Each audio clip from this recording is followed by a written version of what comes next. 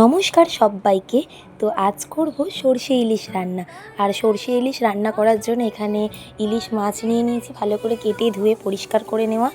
এই তো তারপরে মশলাগুলোও রেডি করে নিয়েছি। আর কড়াইতে তেল দিয়ে দিলাম, তেল দেওয়ার পর মাছগুলো ভেজে তুলে নিলাম।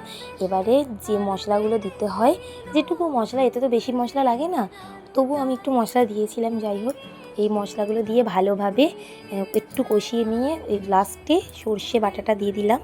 দিয়ে দেওয়ার পরে একটু নাড়াচাড়া করে তারপরে জল দিয়ে দেবো। বেশিক্ষণ রাখলে তেতো হয়ে যাবে, তাই জল দিয়ে দিলাম। জল দিয়ে এই তো জল ফুটতে শুরু করে দিয়েছে। তার মধ্যে চেরা কাঁচা লঙ্কা দুটো দিয়ে দিলাম আর মাছগুলোও দিয়ে দিলাম। মাছগুলো দিয়ে এই তো প্রায় হয়ে এসেছে শেষ। এবার ভাত নিয়ে নিলাম, গরম ভাতে সরষে ইলিশ দিয়ে খাওয়াটা জাস্ট জমে গেল। খুব সুন্দর কিন্তু খেতে হয়েছিল। আমি নিজে বানিয়েছিলাম বলে বলছি না, খেতে কিন্তু ভালোই হয়েছিল। তো তোমাদের কেমন লাগলো জানিও। আজ এই পর্যন্ত, টাটা।